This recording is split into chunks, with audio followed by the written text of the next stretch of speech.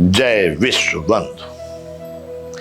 संपूर्ण श्रीमद् भगवत गीता जो जानता है कि बल परमात्मा, एक ही लक्ष्य उसका, परमात्मा जो कुछ कर रहा हूं, जो खाइए, जो पीजिए, जो होमिए, जो दीजिए, व्रत कीजिए, उपवास, ये सब कुछ उसके लिए ही कीजिए। जिसने एक परमात्मा को संपूर्ण समर्पण करके अपना एक मार्ग अपना लिया है, वह आसान है, क्योंकि वहां अपने को सोचना नहीं है क्या अच्छा होगा, क्या बुरा होगा, क्या परिणाम होगा, क्या मिलेगा, नहीं। और वो जो संन्यास, जो कर्तापन, मन, इंद्रिय और शरीर के द्वारा जितने कर्म हो रहे हैं, अब उसको त्याग कर दिया, भाई हमने कुछ नहीं किया, नहीं हो रहा है अपने द्वारा। संन्यास का मतलब अपना, मैं स्वयं उसका भागीदार बनना हूं। कर्मयोग का मतलब परमात्मा को सौंप दिया, हमारा कोई है, हम केवल उसके लिए करते चले जा रहे हैं, उसके इशारे पर चल रहे हैं, उसके लिए ही कर रहे हैं। तो बंधु, यहां अध्याय 5 छठवां श्लोक में भगवान ने कहा कि अर्जुन, मन, इंद्रिय और शरीर के द्वारा होने वाले सभी कर्मों में कर्तापन का त्याग होना बहुत कठिन है, लेकिन कर्मयोगी एक निष्काम भाव से कर्म करता हुआ परमात्मा तक शीघ्र अविलंब पहुंच जाता है। अतः भगवान ने जो कहा था कि संन्यास से कर्मयोग साधन में सुगम होने से श्रेष्ठ है, उस बात की भगवान फिर यहाँ पुष्टि कर रहे हैं कि कर्मयोगी जल्दी अपने लक्ष्य को प्राप्त हो जाता है। बंधुओं, अध्याय 5 का छठवां श्लोक पूर्ण होता है। अब है अध्याय 5 का 7वां श्लोक। यहाँ पर भगवान कर्मयोग की निर्लिप्तता को बता, उसमें लिप्त नहीं होना है, उसको बता रहे हैं। योग युक्तो विशुद्धात्मा विजितात्मा जितेंद्रिय सर्वभूतात्मा भूतात्मा कुर्वन् न लिप्यते। अध्याय 5 का 7वां श्लोक।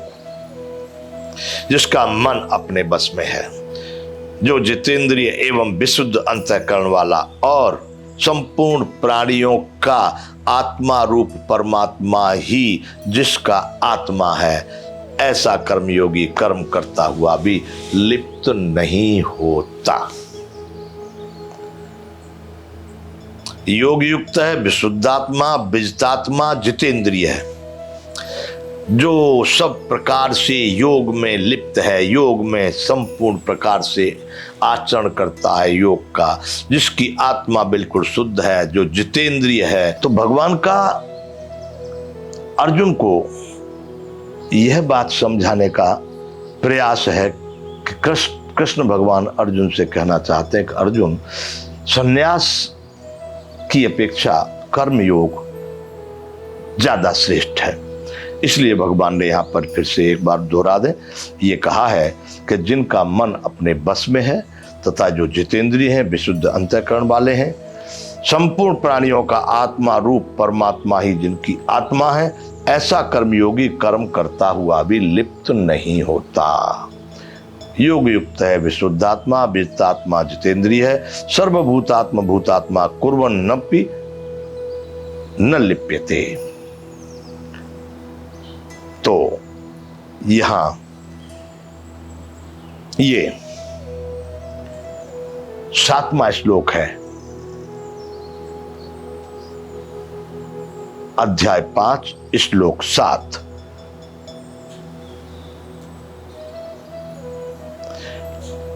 भगवान का कहने का अभिप्राय है कि कर्म योगी ही श्रेष्ठ है, संन्यास तेरे लिए मुश्किल है। अब अगला श्लोक, अध्याय 5 श्लोक संख्या 8। सांख्य योगी कैसे अकर्तापन में होता है, कैसे अकर्तापन पा सकता है, उसके लिए भी भगवान ने यहाँ पर चर्चा की है। तो भगवान अध्याय 8 में अर्जुन को कहना चाहते हैं, न एव किंचित करोमि इति युक्तः मन्येत तत्त्ववित् पश्यन् श्रवन् स्पर्शन् जिघ्नन् अस्नन् गच्छन् स्वपन् श्वसन प्रलपन विसर्जन ग्रहण उन्निमिष नुमिष्नपि इंद्रियाणि इंद्रियार्थेषु वर्तन्ते इति धारयन्। ये 8वां और 9वां 2 श्लोक यहाँ भगवान ने एक साथ में यहाँ पर गीता में कहा गया। भगवान ने जो सांख्य योग के कर्तापन के लिए जो उपदेश किया है उसके लिए भगवान यहाँ पर कह रहे हैं कि हे अर्जुन, सांख्य योगी जो है, तत्व को जानने वाला सांख्य योगी, कर्म योग की बात पहले बता रहे थे और यहाँ सांख्य योग के लिए बता रहे हैं कि सांख्य योगी तो देखता हुआ, सुनता हुआ, स्पर्श करता हुआ, सूंघता हुआ, भोजन करता हुआ, गमन करता हुआ, सोता हुआ, श्वास लेता हुआ, बोलता हुआ, त्यागता हुआ, ग्रहण करता हुआ, आंखों को खोलता हुआ, मूंदता हुआ, सब प्रकार से भगवान कह रहे हैं सभी इंद्रियां अपने अपने अर्थों में वर्त रही हैं। इस प्रकार समझकर निसंदेह ऐसा माने कि मैं कुछ भी नहीं करता। भगवान कह रहे हैं कि कर्तापन का अभाव होना ये बड़ा मुश्किल काम है, इसलिए कर्मयोग सुगम है। यहां भगवान बता रहे हैं कि सांख्य योगी कैसा होता है, सांख्य योगी को क्या करना होता है, सांख्य योगी कैसे समझता है।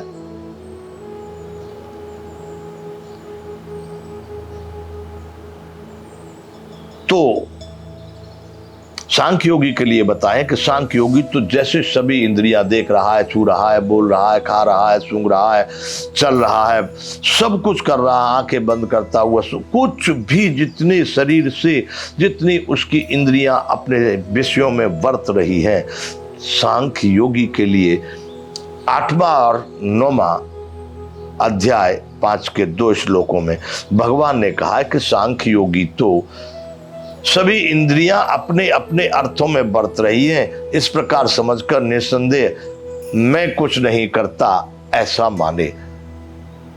देखिए बंधुओं, कितना मुश्किल होगा किसी से बोलते हुए फिर हम कहें हम नहीं बोल रहे, देखते हुए हम कहें हम नहीं देख रहे, खाते हुए हम कहें हम नहीं खा रहे।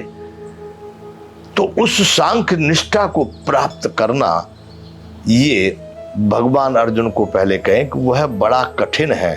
अर्जुन, इसलिए तू कार्य करता रहे, सब खाते पीते आनंद करते, सब परमात्मा को समर्पित करते तू कार्य करता रहे। सांख्य निष्ठा के लिए तू ऐसा समझ पाना, ऐसा आचरण में अपने ले पाना कि मैं कुछ नहीं करता। संपूर्ण इंद्रियां अपने अपने अर्थों में, इंद्रियां आंख नाक कान त्वचा रसना ये सब बता चुके हैं। रसना अपना काम कर रही है, भोजन कर रहे हैं तो अपना चल रहा है उनका कार्य, आंखें अपना कार्य कर रही है जहां भी कोई दृश्य सामने है, कान जो शब्द आ रहे हैं वो मैं नहीं सुनता, मैं नहीं देखता, मैं नहीं खाता, मैं नहीं सूंघता, मैं नहीं छूता।